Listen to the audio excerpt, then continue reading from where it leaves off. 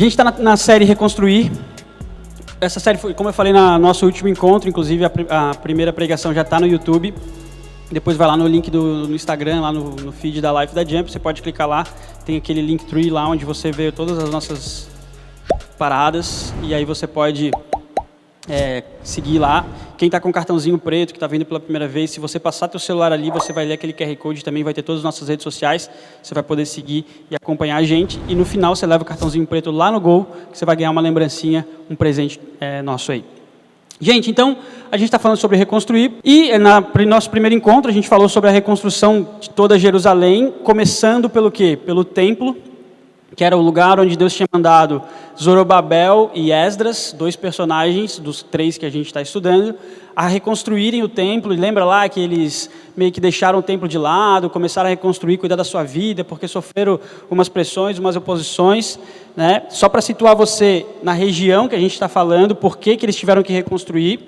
Porque eles foram tomados como escravos pela Babilônia, e depois a Pérsia, ali no cantinho, dominou todos eles como escravos, e Jerusalém, que era o povo de Deus que estava ali, foi levado como escravos lá para a Babilônia e para a Pérsia.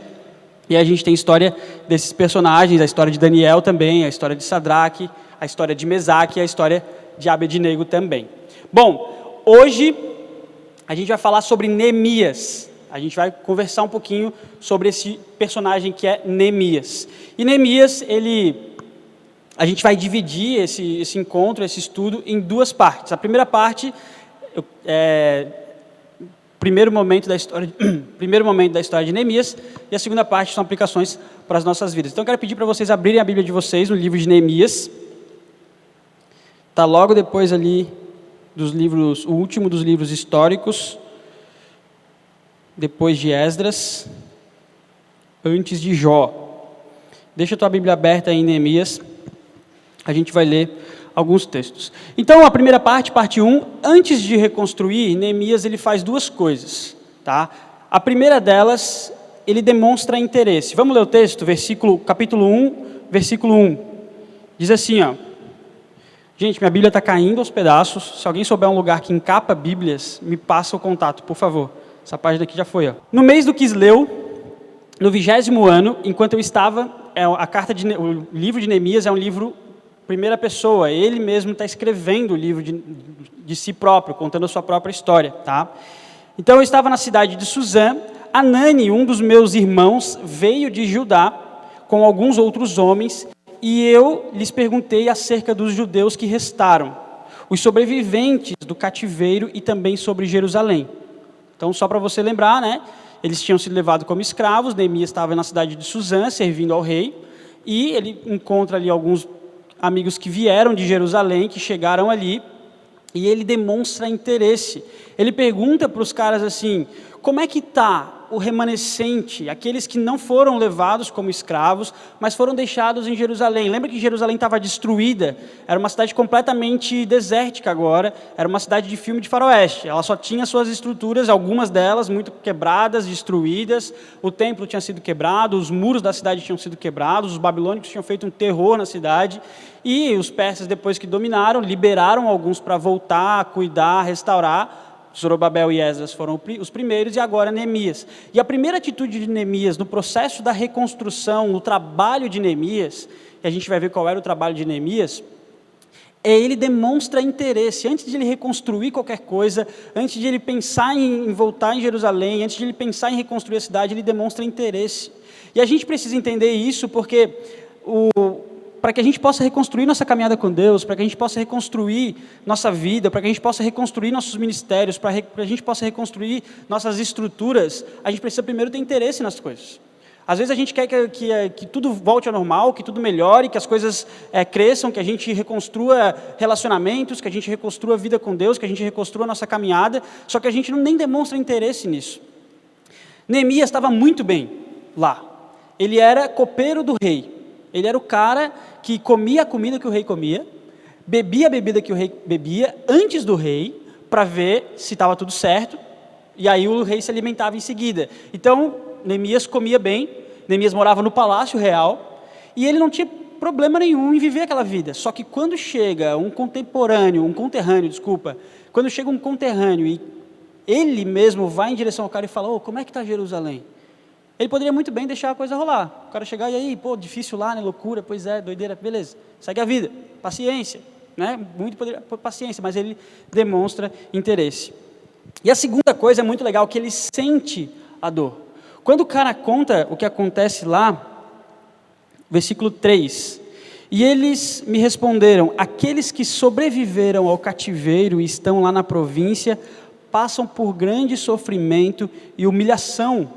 O muro de Jerusalém foi derrubado e suas portas foram destruídas pelo fogo. Versículo 4, quando ouvi essas coisas, sentei-me e chorei.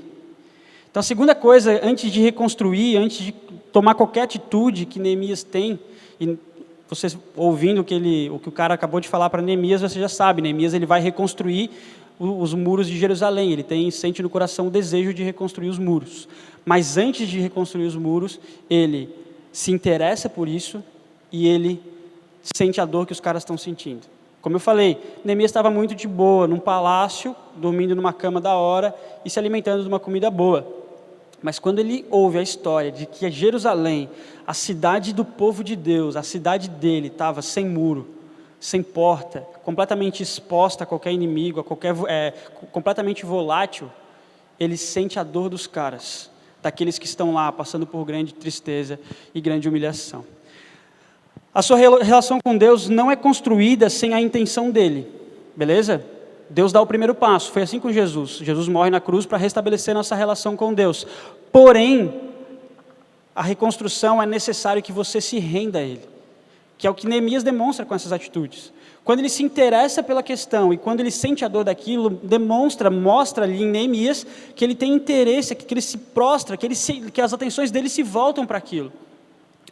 Se eu não voltar minhas atenções para a nova caminhada com Cristo, em reconstruir as minhas estruturas, e reconstruir cada dia o meu relacionamento com Deus, e reconstruir cada dia a minha Jerusalém, cara, Deus fez a parte dele, e eu preciso entrar com o meu interesse, eu preciso entrar com o meu desejo por Ele, que o Espírito Santo coloca em mim, e eu vou cada vez mais frutificando isso. E é isso que acontece com Neemias. E ficam algumas perguntas aqui. Neemias se importava? Neemias se importa? Sim. A gente acaba de ver no texto que Neemias tinha muito interesse em saber como estava Jerusalém, estava louco para que alguém trouxesse uma notícia para ele. Jerusalém era importante para ele? Sim, Jerusalém era muito importante para Neemias. Agora a pergunta é, você se importa? Eu me importo? Eu me importo com a minha relação com Deus? Você que é adolescente, está começando a participar da igreja, você se importa com aquilo que Jesus Cristo fez por você? Você que é jovem, macaco velho de igreja, você se importa com aquilo que Jesus Cristo fez por você? Porque às vezes a gente só faz essa pergunta para quem é novo, mas quem já é velho de igreja acha que não precisa mais pensar sobre isso. Mas você se importa realmente com aquilo que Jesus fez por você? Você se importa com a necessidade de reconstruir cada vez mais os seus laços com Cristo? Qual é a sua Jerusalém? Qual é a minha Jerusalém? O que eu preciso restabelecer? Quais são os muros que eu preciso reconstruir? Quais são as portas que eu preciso reconstruir para que a minha relação com Deus melhore, para que a minha relação com o próximo melhore, para que a minha relação com a igreja melhore, para que minha vida de testemunho melhore, para que a minha vida profissional, para que meus relacionamentos melhorem? O que eu preciso? Qual é a minha Jerusalém? Qual é a tua Jerusalém? Essa é a primeira parte da nossa conversa. A primeira parte é pensar, se eu cheguei até aqui, se eu tenho interesse, se eu sinto a parada, se eu sinto que precisa ser feito algo, e se eu sinto que eu devo também pensar sobre isso, colocar meu coração nisso, eu estou pronto para ir para a parte 2. Que é o que Neemias fez então. Como que, depois que Neemias demonstra interesse, depois que Neemias sente a dor, sente a dificuldade, vê que Jerusalém está em apuros, que precisa ser reconstruída, Neemias agora, ele começa a ter algumas atitudes. Depois que eu vejo que a minha vida precisa ser reconstruída, que o meu relacionamento com Deus precisa ser reconstruído, que minha vida de intimidade com Deus, que algo em mim precisa ser reconstruído, que eu me coloco nisso, que eu boto a minha mente nisso, que eu penso sobre isso, eu preciso então tomar algumas atitudes para que a minha reconstrução seja bem sucedida. Quem não conhece a história toda, eu sugiro você ler, é do capítulo 1 até o capítulo 6, 7, 8 ali, eles já concluem rápido a obra, vocês vão ver que a obra de reconstrução de Jerusalém, dos muros, é muito rápida. mas vale muito a pena, tem muito detalhe e infelizmente a gente não vai conseguir passar por todos os detalhes, eu quero passar por assuntos importantes aqui. O quão relevante para nós, está diretamente relacionado ao quanto investimos naquilo. Essa frase não é minha, eu só escrevi porque eu já ouvi de alguma forma, mas quanto mais algo é importante para ti, você investe naquilo. E se para Neemias reconstruir os templos, ou reconstruir os muros de Jerusalém era importante, ele então investe naquilo. E a gente vai ver como ele investe. E para mim, para você, é a mesma coisa. Se a sua relação com Deus é importante para você, invista nisso. Se a sua vida ministerial, se a sua vida na igreja é importante, invista nisso. Eu estava conversando com um jovem essa semana que tem consciência disso, que tem consciência que precisa se voltar para Deus, que tem consciência que precisa se envolver com Cristo, com a igreja. E aí ele falou, mano, mas tem tanta coisa que eu gosto de fazer lá no mundo, tem tanta coisa que eu estava até conversando com os moleques hoje no almoço, tem tanta coisa que eu curto fazer lá fora, tal, não sei o que. Eu falei, cara, enquanto isso for importante para ti, tu vai investir lá. Agora, a partir do momento que tu entende que tu precisa investir tua vida diante de Deus, investir no reino, estar na igreja, participar de um grupo, ser pastoreado, ter um amigo cristão que vai te falar sobre Jesus, que vai te alertar sobre as falhas dos teus pecados, quando você se interessar por isso, você vai começar a reconstruir tua caminhada com Deus. Não adianta você só saber que precisa, você precisa fazer, investir naquilo. Primeira coisa que Neemias fez, ele orou. Versículo 1, no 1:3, é 3 ou 4, deixa eu ver. É 4, a parte 4b, ele fala assim, passei dias lamentando-me, jejuando e orando ao Deus dos céus. A referênciazinha ali embaixo está errada, é o versículo 4. Então depois que ele chora, que ele sente a dor, ele faz o quê? Ora. Ele vai orar. Primeira coisa que a gente precisa fazer para reconstruir nosso relacionamento com Deus, ou para reconstruir aquilo que você quer reconstruir. Reconstruir sua vida física, sua vida espiritual, sua vida sentimental. Primeira coisa que você tem que fazer, independente do desejo que você tem, independente da necessidade que você vê em fazer aquilo, é ore. Ore. Coloque diante de Deus. E eu vou ler rapidamente a oração de Neemias para ti, porque tu vai ver que é muito louco assim. Ele começa no versículo 5, Senhor, Deus dos céus, Deus grande e temível, fiel à aliança e misericordioso com os que te amam e obedecem aos teus mandamentos, que os teus ouvidos estejam atentos e os teus olhos estejam abertos para a oração que o teu servo está fazendo diante de ti, dia e noite, em favor dos teus servos, o povo de Jerusalém, o povo de Israel. E Jeremias, olha só, e Neemias, ele não ora só uma vez. A gente tem essa ideia, né? Chega lá, Deus, estou querendo procurar um apartamento novo para morar, um apartamento mais espaçoso. Tá bom? Beleza, fechou. Pronto. Não ora mais, não busca mais, não pede direcionamento de Deus. Aí a gente vai correndo atrás, igual dois doidos. Estou falando da minha história da Fran, porque a gente está pensando nisso. E aí a gente vai correr atrás igual dois doidos. Primeira coisa que aparecer, como a gente já orou lá 6 meses atrás, a gente fala, já oramos mesmo, deve ser isso aqui então. E não, a gente precisa orar constantemente. Constantemente. Parece que eu estou com coronavírus, né, cara? Falando e... Mas não, tá tudo certo, rapaziada. A gente fez um combinado com a equipe da liderança que a gente não pode ficar doente até segunda, que é o nosso último período de trabalho, assim, pesado. Depois de segunda, todo mundo pode pegar coronavírus aí, ficar doente, o pessoal da liderança, até lá ninguém pode ficar. O pastor Jonas já quebrou a regra, né? Teve que ficar, enfim, aí transtorno louco, mas mais ninguém pode. E aí o que acontece? A gente precisa orar constantemente, a gente precisa orar direto. Neemias passa dias e dias orando, ele passa dias e dias buscando. E o ser humano, ele é especialista em não consultar a Deus e especialista em culpar a Deus quando os planos se frustram.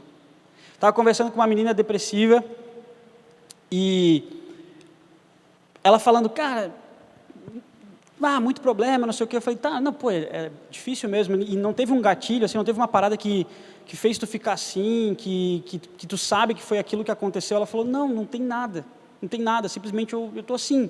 E é muito comum, né, o pessoal que estuda, que trabalha, os profissionais falam sobre isso, é muito comum a pessoa ter isso. E aí eu perguntei para ela, como é que está a tua vida com Deus? Ela falou, eu não acredito mais em Deus. Aí eu falei, por que tu não acredita mais em Deus? Aí ela falou, porque Ele não me tira dessa, pô. Ele não me tira, Ele não me cura, eu já orei, já pedi para Ele me curar. Aí eu falei, então, Deus é o culpado? Ela, não é que Ele é o culpado. Eu falei, então se Ele é o culpado, por que tu abandonou Ele? Porque pelo que eu estou entendendo, as outras coisas tu não deixou de fazer. Agora tu jogou para Deus a responsabilidade de não ser curada da tua depressão, de não ser liberta disso, de não ser tratada em relação a isso, e tu achou que Deus, só porque Deus não ouviu tua oração, ou Deus não te respondeu, ele então agora é o culpado pela tua depressão. Então não tem culpado, só Deus. Por quê? Porque ele não te ajudou. Está vendo como a gente faz isso? Está vendo como a gente, inconsequentemente, porque Deus não faz aquilo que a gente quer, ou porque a gente ora pouco, a gente busca pouco, quando acontece uma situação a gente fala, pô Deus, brincadeira, hein? Por que o Senhor foi fazer isso? Ou por que o Senhor não me ajuda a resolver isso agora? Eu fico imaginando Deus olhando e falando, cara, tu se meteu sozinho nisso, tu não me consultou, tu não me procurou. A gente é especialista em tomar decisões sem Deus e especialista em culpar a Deus por causa das decisões que a gente toma errada. Então é muito, muito comum isso. Por quê? Porque a gente ora pouco. A gente ora por pouco. Tá? Então é importante a gente ter essa característica de Neemias para que a gente possa reconstruir nossa caminhada e reconstruir nosso relacionamento com Deus e tudo aquilo que a gente quer alcançar, objetivos, sonhos. Ore, cara. Ore constantemente. Segunda coisa, reconheça o motivo, reconheça o pecado, porque muitas vezes a gente não ouve Deus falando, a gente não é alcançado pela voz de Deus, porque a gente está em pecado. E é muito louco o que Neemias faz aqui. No versículo 6, ele começa assim, ó, que os teus ouvidos estão na parte B, ele fala assim, confesso os pecados que nós, os israelitas, temos cometido contra ti. Sim, eu e o meu povo temos pecado. Cara, Neemias, teoricamente, não tinha nenhum pecado grave. Ele foi levado como escravo, ele foi colocado para servir um rei pagão, trabalhava para esse rei, ele era escravo, o povo de Deus foi afligido, mas, historicamente, a gente sabe que tudo isso aconteceu por causa da desobediência do povo, por causa da falta de fidelidade do povo. Deus permitiu com que os inimigos subjugassem o povo, por causa do pecado deles. E aí é engraçado como Neemias, ele ora pelo pecado dos israelitas, da nação de Israel, como povo, só que ele fala assim, sim, eu e os israelitas temos pecado contra ti. E eu fiquei pensando, eu falei, cara, por que será que Neemias fala, eu também tenho pecado? E aí eu chego à conclusão que é justamente pelo fato de ele estar confortável servindo ao copeiro do rei, ou servindo como copeiro do rei, uma vida tranquila, enquanto toda Israel está sofrendo. Mas ele não, mesmo sendo escravo, ele está vivendo uma vida boa. Então ele deu uma acomodadinha, ele deu uma tranquilizada, ele deu uma sossegada. Sabe por que isso? Porque a gente tem dificuldade muitas vezes de associar a nossa falha, a nossa injustiça, a nossa falta de temor a Deus, isso é pecado, falta de temor a Deus, falta de compromisso com Deus é pecado. A gente associa isso, esquece de associar isso com o nosso relacionamento com Ele, com as nossas estruturas. E é engraçado também como Neemias, quando olha para o pecado do povo, ele vê o seu pecado. Coisa que hoje em dia, na nossa geração, isso está cada vez mais distinto. A gente olha para o pecado do povo e tenta resolver para o povo.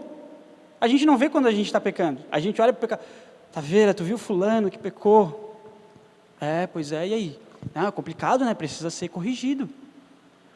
Tu viu fulano que fez aquilo, tu viu ciclano que fez aquilo. A gente olha facilmente para o pecado do povo, a gente olha facilmente para o pecado dos israelitas e fala, tá bem feito. Quem mandou desobedecer a Deus são escravos. Mas o que acontece com Neemias é diferente. Ele olha o pecado do povo e ele vê também o seu pecado. Ele fala, cara, eu estou aqui acomodado no palácio real de um rei que não é temente ao meu Deus e estou vivendo uma vida tranquila. Perdão, Deus. Perdão, porque já era para eu ter me tocado disso há tempo. Já era para eu ter me preocupado com a nação de Israel há tempo. Já era para eu ter buscado reconstruir meu relacionamento contigo, o relacionamento do meu povo contigo há tempo. Mas eu estou acomodado aqui parado. Um dos maiores problemas, uma das piores más interpretações da graça é que ela, por ser individual, não deve ser uma responsabilidade coletiva. Presta atenção nessa frase que é difícil. Tá? Mas Neemias vê que é falho quando olha o pecado do outro. A gente, quando olha para o pecado das pessoas, fala, Geleno pecou. Mano, a graça é individual, o Geleno que se resolva com Deus. Só que o Geleno faz parte do meu corpo, velho. Ele é da minha igreja, ele é do meu corpo. Ele é da minha nação. Eu estou em pecado também. Quando eu olho para o pecado de Geleno, eu vejo também, o meu dever é olhar para mim também e ver se eu também não estou errando, se eu também não estou pecando, se eu também não estou falhando. Porque se parte do meu muro, da minha Jerusalém está quebrada, essa parte precisa estar boa para que aquela parte possa crescer, possa ser restabelecida, reconstruída. Só que a gente fala o quê? Não, a salvação é individual, ele que se resolva. Só que a responsabilidade é coletiva. A responsabilidade é coletiva. Eu não sou responsável pelo seu pecado, não estou falando isso. Mas eu sou responsável por você, você é responsável por mim. A gente precisa caminhar junto, a gente precisa se amar junto, a gente precisa crescer junto. Então sempre que e eu te desafio também a fazer isso, sempre que você vê que tem um irmão pecador no grupo, não fica pensando no pecado dele. Aproveita, olha para você e vê onde você está pecando também. Porque a gente é especialista em deixar o outro se ferrar com o pecado dele e achando que a gente está de boa.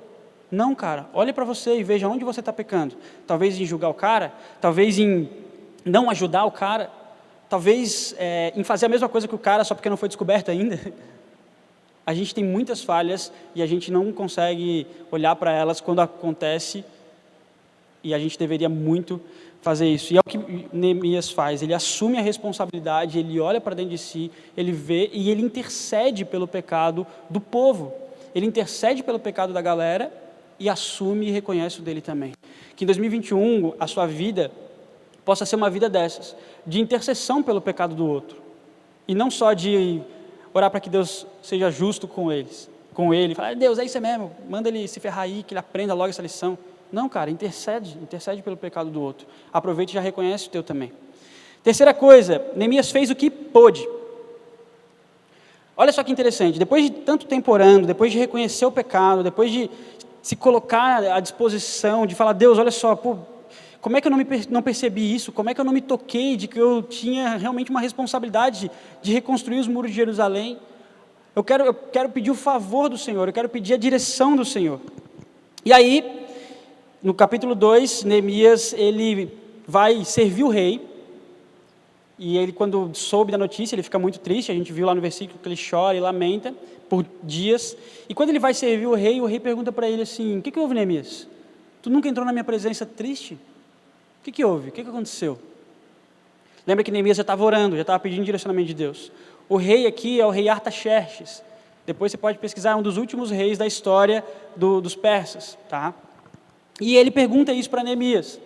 E aí Neemias fala o que está no versículo 3 ali, capítulo 2. Ele fala, com muito medo eu disse ao rei, como não estaria triste o meu rosto se a cidade em que estão sepultados os meus pais está em ruínas? Tipo, rei, eu estou mal. Eu sei que talvez o senhor não tenha nada a ver com isso, mas, entre aspas, vocês invadiram lá também. Né? Óbvio que ele não vai falar isso na cara do rei, mas eu estou triste porque a minha cidade, da onde eu fui tomado como escravo, está destruída. E o rei, a Bíblia fala que achando graça aos olhos de Deus, Deus concedeu graça ao rei e pergunta para Neemias assim, Neemias, o que tu quer que eu faça por ti? E é muito interessante que na hora da oportunidade que o rei pergunta assim, Neemias, o que você quer que eu faça por ti? Neemias, depois você pode ler também, pode ler essa continuação aí. Neemias fala assim, só um momento, rei. Ele se retira e vai orar. Ele fala, Deus, o rei perguntou o que ele quer que eu faça, o que eu faço? Qual é a decisão que eu tomo? De novo, oração, não é porque você orou lá no começo que está tudo certo, irmão. Constância, tempo todo, para ter certeza que é Deus agindo na tua vida, para ter certeza que é Deus abrindo os caminhos, porque no meio disso tudo, o diabo, os nossos adversários, eles podem entrar e querer fingir que as coisas são Deus abrindo portas, então é importante a constância. Então antes de falar algo do coração dele, antes de falar algo do que ele sentia, do desejo dele, ele pegou e falou, vou orar, e aí ele ora e ele faz o pedido para o rei, versículo 5, e respondi ao rei, se for do agrado do rei, e o seu servo puder contar com a sua benevolência, que ele me deixe ir à cidade onde os meus pais estão enterrados em Judá, para que eu possa reconstruí-la. Versículo 6, então o rei, estando presente a rainha, sentando ao seu lado, perguntou, quanto tempo levará? Quando você voltará? Marquei um prazo com o rei, e ele concordou que eu fosse. Então o rei permitiu que um escravo, tá ligado? Olha o tamanho do milagre, velho. O rei da Pérsia, de toda a Pérsia, permite que um escravo, Neemias, retorne à sua cidade de origem, que é a cidade escrava desse rei, para reconstruir a cidade com a bênção do rei, com a benevolência do rei. E aí Neemias vê que a parada está indo bem, e ele fala assim, ô rei, queria só pedir mais um favor, será que você não conseguia também me dar uma carta para eu levar para o pessoal da Transeufrates, para que eles me liberem madeira? e permitam que eu passe com algumas pessoas que queiram ir comigo, me ajudar na reconstrução. E aí o rei falou, claro, tranquilo. O rei assina a carta, autorizando Neemias a pedir e a pegar tudo que ele precisa na Pérsia, ou em qualquer reino da Pérsia, para reconstruir a cidade. Então, olha só como é muito louca essa história, saber que Neemias consegue o favor de Deus para reconstruir a cidade, e Deus usa até um cara que não teme a ele. E na história da Bíblia a gente vê isso acontecendo várias vezes, Deus usando pessoas que não temem. Só que o que é interessante nisso tudo é ver que Neemias fez o que pôde fazer. Porque muitas vezes a gente espera uma oportunidade, a gente espera chegar em algum lugar, a gente espera reconstruir algo, a gente espera uma Jerusalém perfeita, linda e maravilhosa, mas onde a gente está hoje não é favorável. Onde a gente está hoje não ajuda na reconstrução e na reestruturação da cidade. Mas, o que a gente faz? Acho que nós não vai conseguir fazer esse projeto. Acho que a gente não vai conseguir realizar isso aí, porque onde eu estou não dá. Acho que a gente não vai conseguir entregar a cidade pronta, né? A gente não vai conseguir, não, deixa quieto. Não, velho, Neemias fez o que pôde. Sabe o que é interessante? Neemias não era o copeiro do rei, cara. Ele não era, ele nunca foi copeiro na vida. Neemias estava copeiro do rei. Há uma grande diferença entre ser um copeiro do rei e entre estar como copeiro do rei. Por quê? Porque para reconstruir Jerusalém a gente precisa começar de algum lugar. Para reconstruir a sua vida, para reestruturar aquilo, para chegar em algum lugar diferente, para melhorar a sua caminhada com Deus, para reconstruir o seu relacionamento com Deus, para viver aquela intimidade que tu tinha, para viver aquela vida que tu tinha, ou para ter uma vida que tu nunca teve com Deus, é preciso começar de algum lugar. Não espere uma vaca aparecer voando no céu, um anjo chegar na tua presença e falar, está aqui, ó, tcharam, pronto. Não, cara.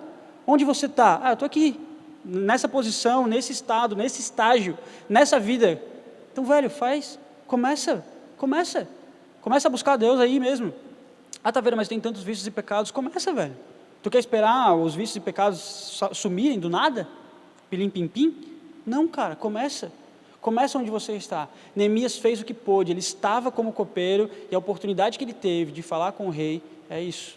O meu projeto não vai andar, o projeto da juventude de 2021 não vai andar. Por quê? Porque a gente está com incerteza sobre o Covid. E aí? Vamos deixar. Não, cara. Vamos planejar, vamos sentar, vamos pensar, vamos discutir, vamos caminhar. Vamos entregar alguma coisa. O que a gente pode fazer? Não, a gente pode fazer isso, a gente pode fazer aquilo, a gente pode se reunir com distanciamento, a gente pode se reunir com máscara, a gente pode passar álcool em gel. Vamos fazer, cara. Vamos fazer alguma coisa. Vamos fazer um retiro com máscara? Vamos, como? Não sei, vamos pesquisar, vamos pensar. Vamos fazer, dá um jeito. Se a vida for daqui para frente assim, é o que a gente tem, vamos fazer, cara. Só que a gente precisa começar a fazer. A gente precisa começar a se mexer. Não dá mais para a gente esperar Jerusalém estar pronta, com os muros levantados. Então, faz aquilo que você pode, você está onde você está, e daí as coisas vão começar a caminhar. Não vai, chegar no topo da muralha de Jerusalém, sem ter colocado tijolo por tijolo. Quarta coisa, Neemias encarou a oposição com submissão e estratégia. Neemias, é muito legal a história dele, porque a gente aprende muita coisa. Liderança, dependência de Deus, vivência espiritual, relacionamento íntimo com Deus, enfim, companheirismo, muita coisa. E quando ele recebe uma oposição, igual Zorobabel e Esdras receberam, quando eles receberam a oposição, o que Zorobabel fez? Ficou com medo, se retraiu, e a reconstrução do templo parou. Lembra? Na última semana a gente falou sobre isso. Só que Neemias faz diferente. Neemias, ele já tinha o direcionamento de Deus, ele já estava fazendo algo, e ele recebeu do rei uma carta de indicação, autorizando ele a fazer isso. Então ele estava com todas as armas na mão. Só que a oposição acontece. Aí existem 3 camaradinhas, os 2 mais importantes, que é Sanbalat e Tobias, que começam a debochar dele. E aí quando ele começa, ele tem os planos lá, ele começa a reconstruir junto com algumas pessoas, Tobias fala assim, cara, esses muros aí que vocês vão construir, falando alto, assim, provocando a multidão mesmo, depois você lê lá.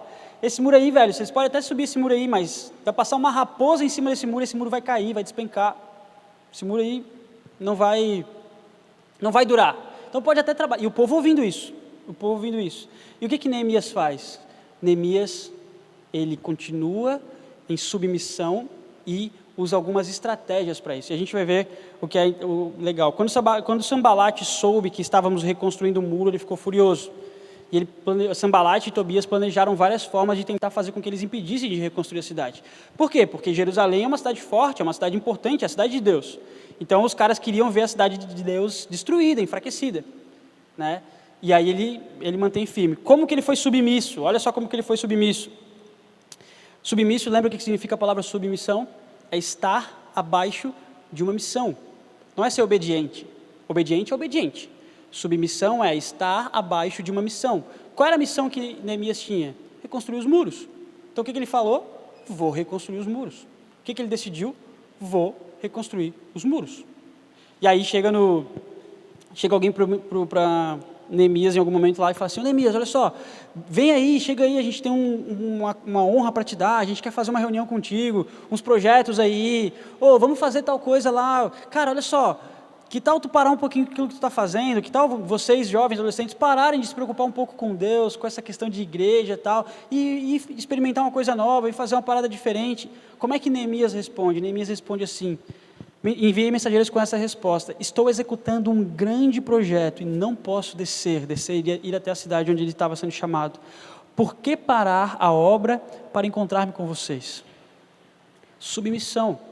O que falta para a gente reconstruir por completo nosso relacionamento com Deus, reconstruir por completo nossas estruturas, reconstruir por completo nossos ministérios e tudo mais aquilo que a gente está desenvolvendo, muitas vezes manter o foco no projeto, manter o foco naquilo que como Neemias estava fazendo. E é muito legal ele falando: eu estou executando um grande projeto. Cara, é uma coisa grandiosa. Vocês têm noção que o Muro de Jerusalém, a Yasmin me deu o feedback ali antes de começar, 4 quilômetros de extensão, e historicamente os muros de Jerusalém eram tão largos que carro, hoje um Celtinha, podia andar por cima do muro, assim, em pé, dirigir em cima do muro. Quem já jogou aqueles joguinhos de carrinho na muralha da China, é mais ou menos essa ideia, né? Sei lá, eu fico imaginando os carros andando em cima do muro de Jerusalém. Então não era uma parada simples, não era um projetinho, cara, não era uma coisa pequena, não, era um muro gigante, com portas em várias direções, em vários pontos. Coisa grandiosa mesmo, um projeto grande que Deus tinha colocado na mão de Neemias. Neemias não tinha tempo para fazer outras coisas. Neemias não tinha tempo para fazer a própria vontade. Neemias foi submisso ao projeto. E você precisa ser assim. Eu preciso ser assim. A gente orou pedindo para Deus agir. A gente orou pedindo o direcionamento de Deus. A gente orou pedindo para que Deus nos abençoasse, nos fortalecesse. A gente fez o que pôde. E no momento da oposição, a gente faz o quê? Eu imaginava mesmo que uma hora ou outra ia acontecer isso. Não, cara. Foca, seja submisso. E o que eu preciso fazer em seguida? Ter estratégia. Usar da estratégia, usar das ferramentas. E literalmente, o que o povo fazia? Olha só o versículo que legal. Nós oramos a Deus e colocamos guardas de dia e de noite para protegermos deles. Porque Sanbalat e Tobias falaram assim: olha, a gente vai invadir, vai destruir isso aí, vamos armar uma arapuca, uma guerra, e vamos pegar vocês trabalhando, e como vocês vão estar trabalhando, vocês vão estar preparados para a batalha, e a gente vai chegar e vai matar todo mundo e tal. E o povo começou a ficar com medo. Neemias falou: não, fica tranquilo, rapaziada, tem uma estratégia aqui. Enquanto uns trabalham, outros ficam de guarda. E o texto fala que do lado de Neemias, enquanto ele caminhava por toda Jerusalém, observando e vendo a reconstrução do muro, do lado dele ficava um cara com a trombeta. Neemias falava assim, o texto está ali, galera, depois vocês leem. Neemias fala assim: se vocês ouvirem a trombeta, larga tudo que é enxada, colher de pedreiro, já pega a espada e já corre para onde vocês ouvirem a trombeta, porque é lá que vai estar o fervo. Estratégia, planejamento. Em que sentido? Se eu sei que eu estou passando por uma dificuldade, por uma luta, e isso muitas vezes me afasta de Deus, estratégia. O que você pode fazer para não cair nisso, para não ser enrolado por isso, para não ser destruído por isso? Estratégia. Os inimigos estão querendo destruir, se arma, se prepara, velho. Olha outro texto que louco. Aqueles que transportavam material faziam o trabalho com uma segunda mão, com uma das mãos, e com a outra seguravam uma arma. Imagina o cara com uma espada nessa mão e com essa mão aqui a desempenadeira, rebocando a parede. Não, por que está com essa espada aí? Não, velho, se os malucos aparecerem aqui, eu só largo a desempenadeira e já começa o fight. Por quê? Está preparado. A gente está preparado para as oposições? A gente não está, velho. A gente é um bando de mimizento, que qualquer coisinha que acontece, a gente é duro, difícil. Por quê? Porque a gente não está preparado para a oposição. A gente desiste fácil, a gente cancela fácil, a gente, desanima fácil. Mas Neemias teve uma estratégia. Por quê? Não porque ele quis resolver a parada, mas porque ele estava submisso. Submissão me dá a capacidade de desenvolver uma boa estratégia. Quem sabe que precisa reconstruir, se submete à missão e não lamenta, se movimenta, velho. Neemias não lamentou, como o Zorobabel lamentou, putz, que droga, velho, oposição, vamos parar. Não, Neemias falou, vamos se movimentar, vamos continuar. Mas o trabalho vai ser mais pesado. Beleza, por quê? Porque, eu vou estar com uma espada. Tem um outro versículo que fala que eles andavam com a espada na cintura enquanto carregavam pedras. Largou o carrinho de mão, já puxa a espada. Provavelmente era mais pesada. O trabalho ia ser mais difícil, mas o cara tinha que fazer, velho. Tinha que fazer. Ou o muro não ia ser reconstruído. Ou os planos seriam frustrados. Então é importante a gente entender. E no texto também mostra que Neemias, ele ora de novo quando ele sofre oposição, ele ora pedindo o direcionamento de Deus. Deus, o que eu faço? Qual estratégia tomar? E Deus fala isso para ele, e ele toma essas decisões. Então é importante saber que no meio do nosso processo de reconstrução, seja de vida com Deus, seja de projetos, seja de planos pessoais, profissionais, ministeriais, vai ter oposição.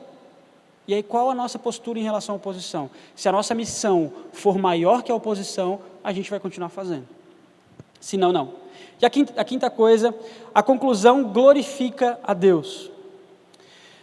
Quando todos os inimigos souberam disso, Neemias capítulo 6, versículo 16. Mas antes de ler o versículo 16, eu quero ler o 15. Diz assim, o muro ficou pronto no 25º dia de Elul, que é um mês lá, acho que é agosto, setembro, aproximadamente, aparentemente é isso aí. Em 52 dias, 52 dias para reconstruir uma cidade com muros poderosos, e o muro ele servia para proteger, não para delimitar território como é hoje. A gente faz um muro aí de meio bloco aí velho, só para delimitar, esse aqui é meu pedaço, aquele ali é o teu pedaço. Não, os muros da época eram muros para proteger. Por isso que eles eram tão largos e fortes. Quem já viu um filminho de guerra aí sabe o que eu estou falando, Guerra das Antigas. Então, os caras levam 52 dias para construir um muro de 4 quilômetros e que podia passar um Celtinha por cima. Cara, é um projeto grandioso. Realmente, Neemias falou.